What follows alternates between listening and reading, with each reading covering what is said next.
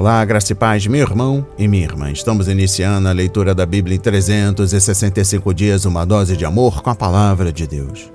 Hoje, no 362º dia, trago para a leitura e comentários bíblicos o livro do profeta Malaquias, capítulo 1, versículo 1 ao capítulo 2, versículo 9, livro de Salmo, capítulo 147 e o livro de Atos, capítulo 27, dos versículos 1 a 12.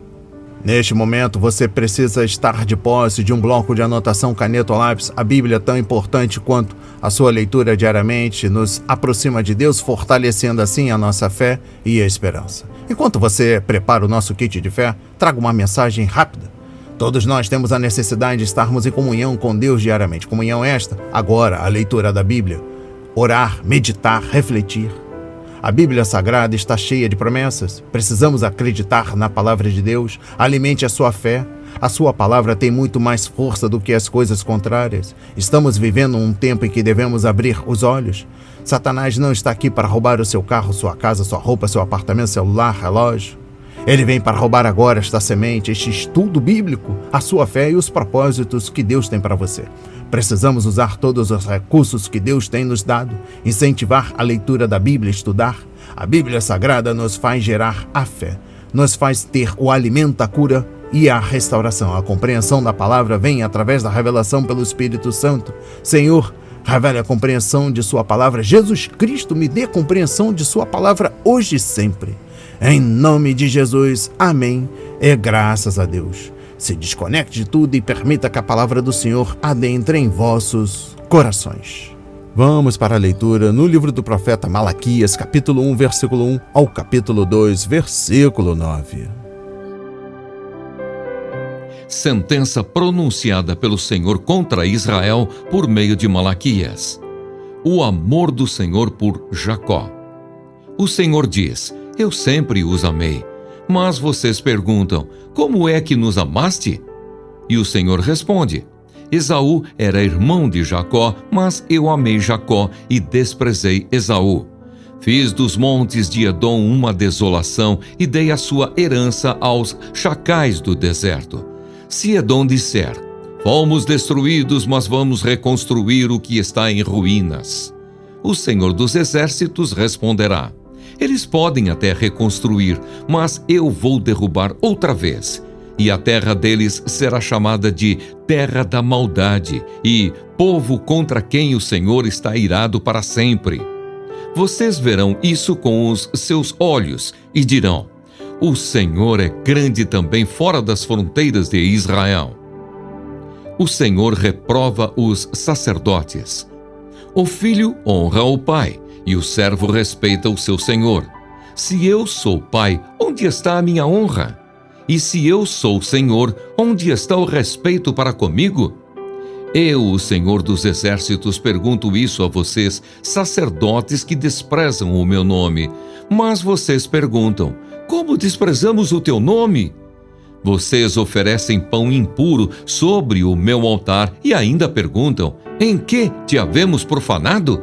Nisso de pensarem que a mesa do Senhor pode ser desprezada. Quando vocês oferecem em sacrifício um animal cego, será que isso não está errado? E quando trazem um animal coxo ou doente, será que isso não está errado? Ora, experimentem oferecer um animal desses ao seu governador. Será que ele se agradará de vocês ou será favorável a vocês? Diz o Senhor dos Exércitos. E agora, sacerdotes, supliquem o favor de Deus para que nos conceda a sua graça. Mas com tais ofertas nas mãos, será que ele será favorável a vocês? Diz o Senhor dos Exércitos. Quem dera houvesse entre vocês alguém que fechasse as portas do templo para que não acendessem em vão o fogo do meu altar. Eu não tenho prazer em vocês, diz o Senhor dos Exércitos, nem aceitarei as suas ofertas. Mas desde o nascente do sol até o poente, é grande o meu nome entre as nações. Em todos os lugares lhe é queimado o incenso, e são trazidas ofertas puras, porque é grande o meu nome entre as nações, diz o Senhor dos Exércitos. Mas vocês estão profanando o meu nome quando pensam que a mesa do Senhor é impura e que a comida que é oferecida sobre ela pode ser desprezada. E vocês dizem ainda: que canseira! E torcem o nariz para isso, diz o Senhor dos Exércitos. Oferecem animais roubados, coxos ou doentes. Vocês acham que eu vou aceitar isso? Diz o Senhor. Maldito seja o enganador que, tendo um animal sadio no seu rebanho, promete e oferece ao Senhor um defeituoso. Porque eu sou grande rei, diz o Senhor dos Exércitos, e o meu nome é terrível entre as nações. O castigo dos sacerdotes. E agora, sacerdotes, este mandamento é para vocês. Se não ouvirem e não se importarem com a necessidade de honrar o meu nome, diz o Senhor dos Exércitos, enviarei sobre vocês a maldição e amaldiçoarei as suas bênçãos. Aliás, já as amaldiçoei, porque vocês não se importaram com a honra devida ao meu nome. Eis que reprovarei a sua descendência, passarei no rosto de vocês o esterco dos animais sacrificados nas suas festas, e vocês serão levados embora com esse esterco. Então vocês saberão que eu lhes enviei este mandamento para que se mantenha a minha aliança com Levi, diz o Senhor dos Exércitos. Minha aliança com ele foi de vida e de paz, e foi isso que eu lhe dei para que me temesse. E de fato, ele me temeu e tremeu por causa do meu nome. A verdadeira instrução esteve na sua boca, e nenhuma injustiça se achou em seus lábios. Ele andou comigo em paz e em retidão, e afastou muitos da iniquidade, porque os lábios do sacerdote devem guardar o conhecimento, e da sua boca todos devem buscar a instrução, porque ele é mensageiro do Senhor dos Exércitos. Mas vocês se desviaram do caminho e, por meio de sua instrução, levaram muitos a tropeçar. Vocês violaram a aliança de Levi, diz o Senhor dos Exércitos. Por isso também eu os fiz desprezíveis e indignos diante de todo o povo, na medida em que vocês não guardaram os meus caminhos e se mostraram parciais na aplicação da lei. Amém. Compreendendo o livro do profeta Malaquias, capítulo 1, versículo 1 ao capítulo 2, versículo 9, capítulo 1. Exposição bíblica dos versículos 1 a 5. O primeiro pecado citado por Malaquias é a falta de amor do povo por Deus. Esse foi o primeiro pecado que Jesus menciona ao dirigir-se às 7 igrejas da Ásia Menor, conforme Apocalipse 2, versículo 4, e talvez seja o primeiro da lista de transgressões, porque essa falta de amor é a fonte de todos os outros pecados. Compreendendo o versículo 2.a, o profeta apresentou várias evidências do amor de Deus por Israel, das quais a primeira é a clara afirmação que o Senhor faz de seu amor. Malaquias estava provavelmente se referindo ao que o Senhor disse por meio de Moisés em Deuteronômio, particularmente no capítulo 7, dos versículos 6 a 11. Compreendendo o versículo 2.b e 3, a segunda evidência do amor de Deus apresentada por Malaquias é a sua graça eletiva. O Senhor fez escolhas e ele não muda de ideia. Os descendentes de Esaú tinham terras a eles atribuídas, mas Deus não havia feito com os edomitas aliança de bênção, como fizera com os descendentes de Jacó. Compreendendo o versículo 3, o verbo rejeitar, também traduzido por odiar, não deve ser definido como uma expressão catológica da ira de Deus. O amor do Senhor por Jacó era tão grande que, comparativamente falando, suas ações em relação a Esaú pareciam de ódio. Como uma ilustração, Jacó amava tanto Raquel que parecia que, em seu relacionamento com Lia, ele a odiava e a havia rejeitado, conforme Gênesis 29, versículo 20 e versículos 30 a 31. Veja também em Deuteronômio 21, versículos 15 a 17. quando diz a seus discípulos para odiarem a própria família, Lucas 14, versículo 26, Jesus estava usando a palavra ódio de modo similar, é que, ocasionalmente, nosso amor por Cristo pode nos mover a fazer coisas que parecem expressar ódio por aqueles a quem amamos. Referência a Mateus 12, versículos 46 a 50. Compreendendo o versículo 4, a terceira evidência do amor do Senhor no livro de Malaquias é a clara bênçãos divinas sobre o povo de Israel, assim como outras nações da região. Edom havia sofrido durante a invasão babilônica sobre Israel, mas o Senhor não havia prometido que eles restauraria a terra, promessa que só fez aos judeus. Deus mostrou seu amor pelo povo judeu.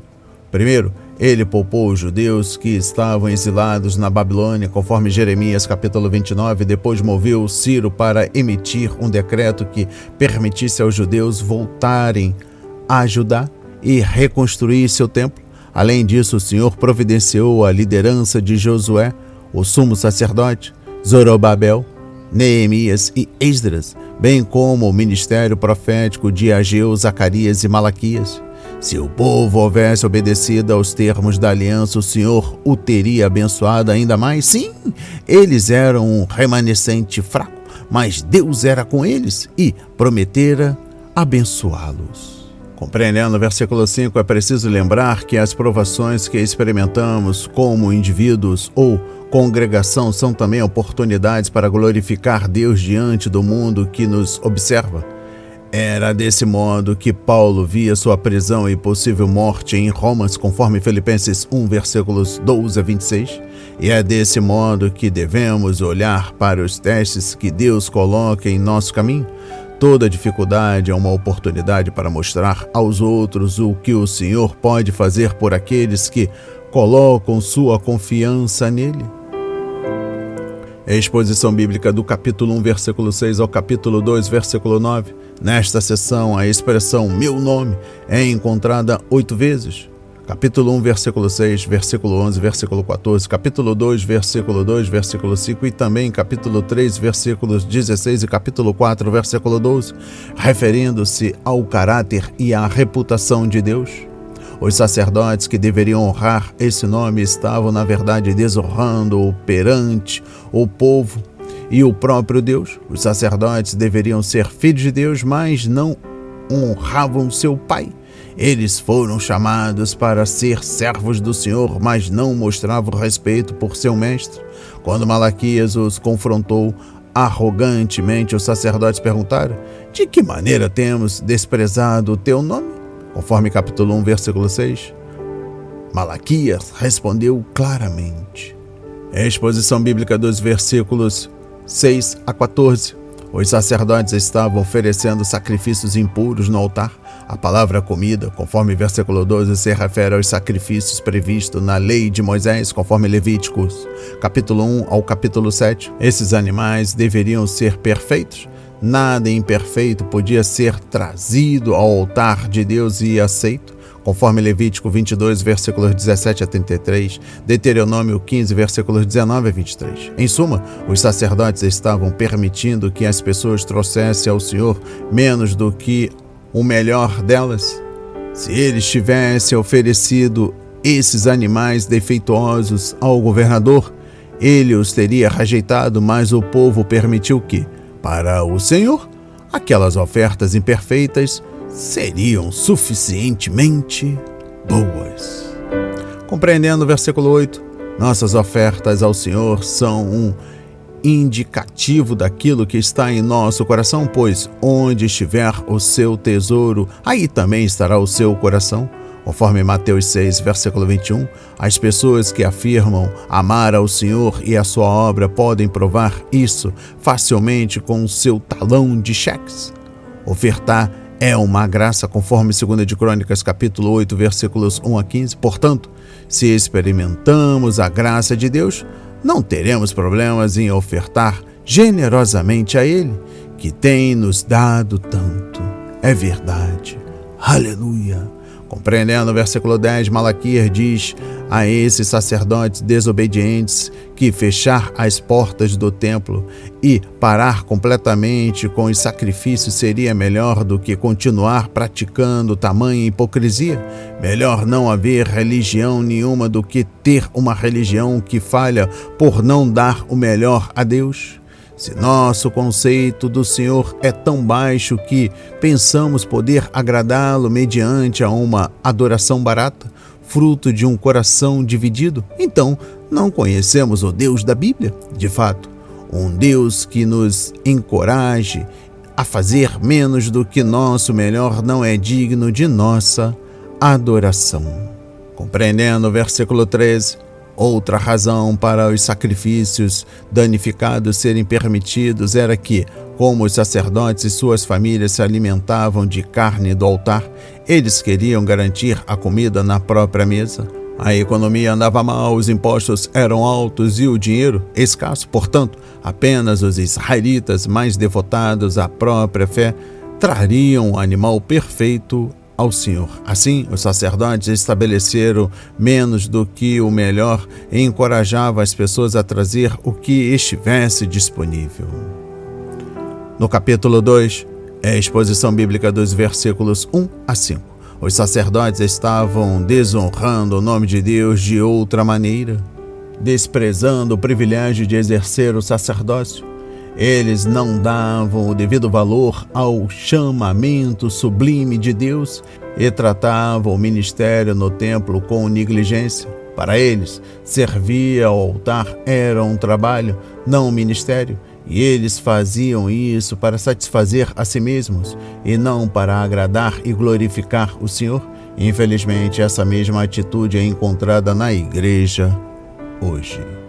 Compreendendo o versículo 3.a, os judeus precisavam de filhos para perpetuar a nação, mas Deus poderia impedir até mesmo a semente humana de ser produtiva. Vendo de outra maneira, o Senhor faria seus filhos, que poderiam ser uma bênção conforme Salmos 127, e tornarem um fardo e uma maldição.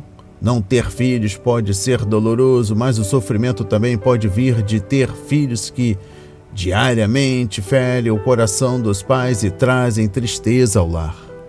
Compreendendo o versículo 3.b, os restos dos sacrifícios eram normalmente levados para fora do acampamento e queimados, conforme Êxodo 29, versículo 14.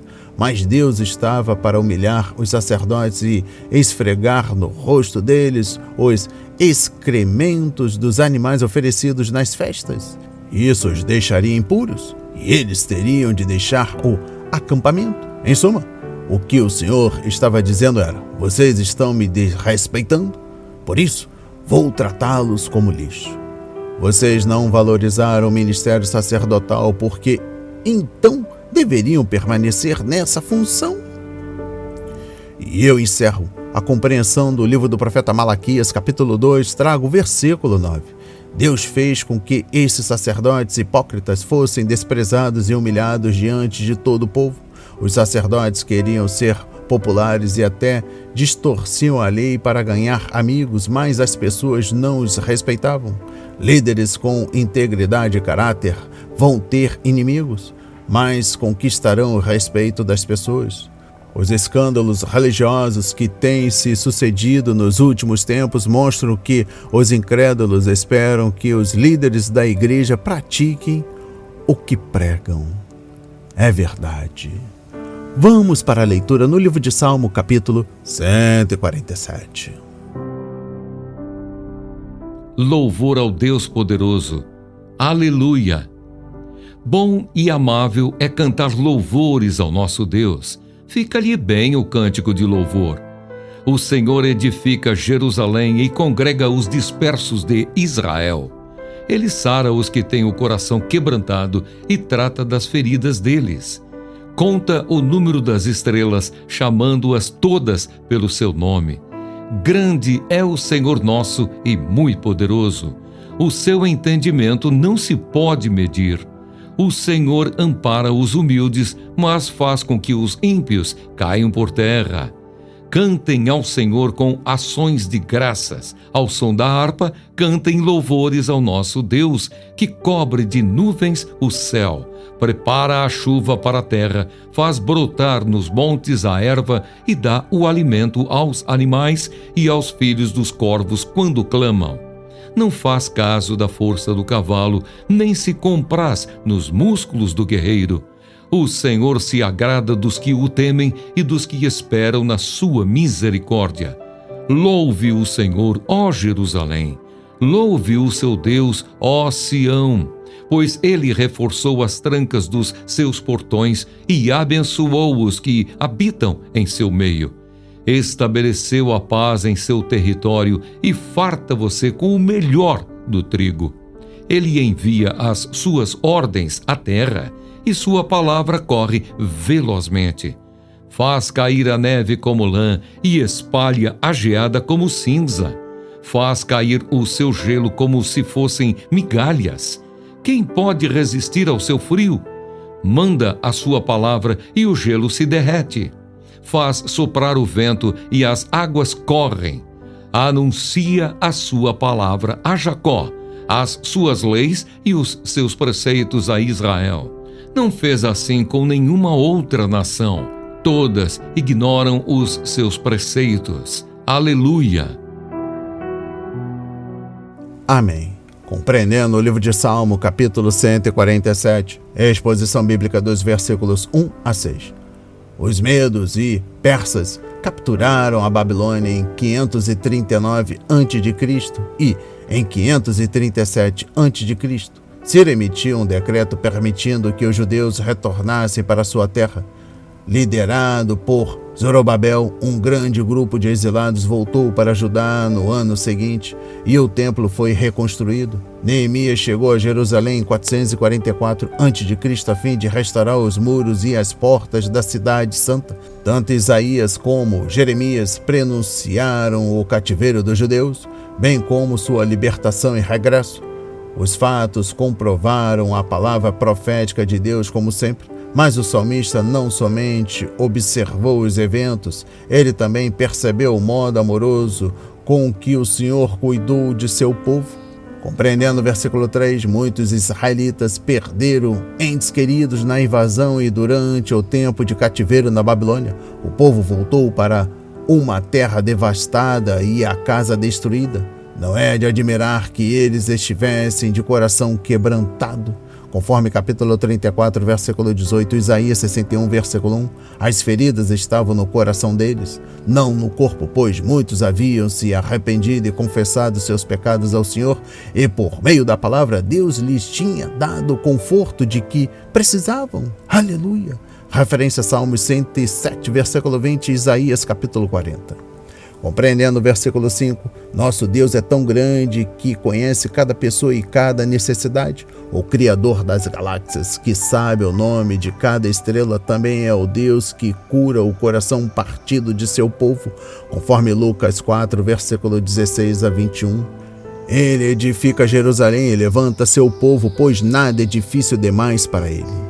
Exposição bíblica dos versículos 7 a 11. Os exilados voltaram para uma terra que foi abandonada como zona de guerra por 7 décadas e precisavam das primeiras e das últimas chuvas para ter uma colheita. O Senhor juntou as nuvens sobre a terra e fez cair a chuva que dá vida sobre as sementes recém-plantadas. Ele até fez crescer a relva nas montanhas onde ninguém havia plantado nenhuma semente. O Senhor deu alimento aos animais selvagens para que não atacassem os seres humanos e até enviou comida para os filhotes barulhentos dos corvos. Exposição bíblica dos versículos 12 a 20. A palavra profética de Deus possibilitou a reconstrução de Jerusalém, conforme Neemias 3, versículo 3 e 6, versículos 13 a 15, capítulo 7, versículos 1 a 4, Lamentações 2, versículo 9. E então, o Senhor acrescentou sua bênção à cidade e ao seu povo. Na língua hebraica, paz, shalom, é muito mais do que ausência de guerra. O termo descreve um estado de bem-estar total, incluindo prosperidade mental e saúde física e espiritual. Paz nas fronteiras significa paz na nação, pois os invasores têm de atravessar os limites de um território antes de poderem atacar seu povo. Fronteiras pacíficas, muros fortes, portas fechadas. Isso significa proteção e segurança. E eu encerro a compreensão do livro de Salmo, capítulo 147, e trago o versículo 19. A igreja hoje é abençoada por ter a palavra de Deus, mas devemos obedecer às Escrituras e compartilhá-la com um mundo perdido. A nação judaica teve muito cuidado para preservar os manuscritos da palavra de Deus e seus estudiosos cuidadosamente contar as letras e as palavras, mas não enxergaram além do teto nem viram a verdade que estava sendo ensinada através dela, conforme João 5, versículos 38 a 40. Por isso, quando seu Messias veio, eles não o reconheceram, conforme João 1, versículo 26, 1 Coríntios, capítulo 2, versículos 6 a 12. O mesmo risco corremos hoje. É muito fácil possuirmos exemplares da Bíblia Sagrada com lindas capas e notas miraculosas explicadas e, mesmo assim, não obedecermos ao que ela nos diz para fazer. Vamos para a leitura no livro de Atos, capítulo 27, versículos 1 a 12.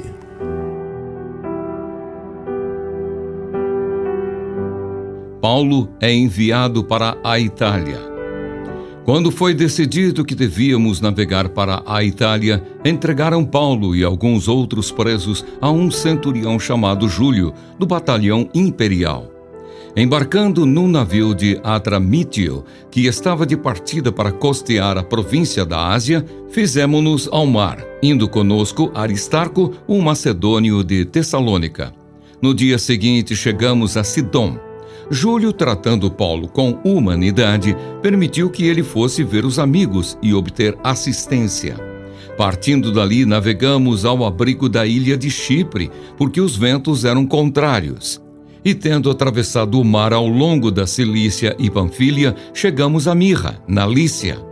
Nesse porto, o centurião encontrou um navio de Alexandria, que estava de partida para a Itália, e nos fez embarcar nele. Navegando vagarosamente muitos dias, foi com dificuldade que chegamos às imediações de Cnido.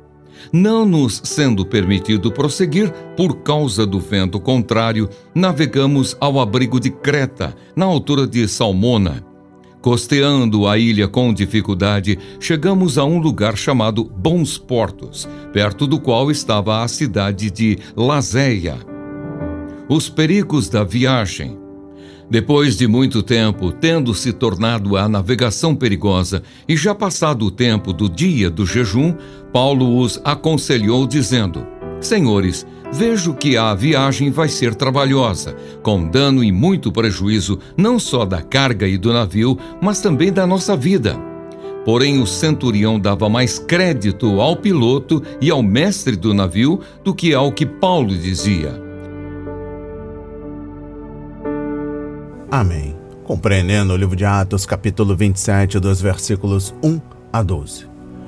Inicio a leitura com a exposição bíblica do capítulo 27, versículo 1 ao capítulo 28, versículo 10.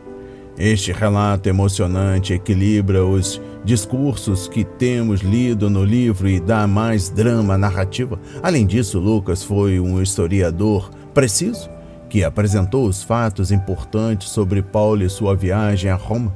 Mas talvez o principal objetivo que o autor tinha em mente fosse a apresentação de Paulo como um líder corajoso, capaz de assumir o comando de uma situação difícil em um momento de grande crise.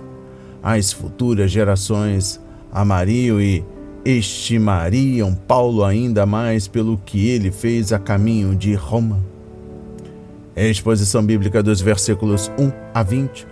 O apóstolo cristão não era o único prisioneiro que Júlio e seus homens estavam levando para Roma, pois vários outros presos estavam com eles. A palavra grega outros, no versículo 1, significa outros de um tipo diferente e pode sugerir que, ao contrário de Paulo, aqueles homens estavam indo para Roma a fim de serem executados e não para ir a julgamento.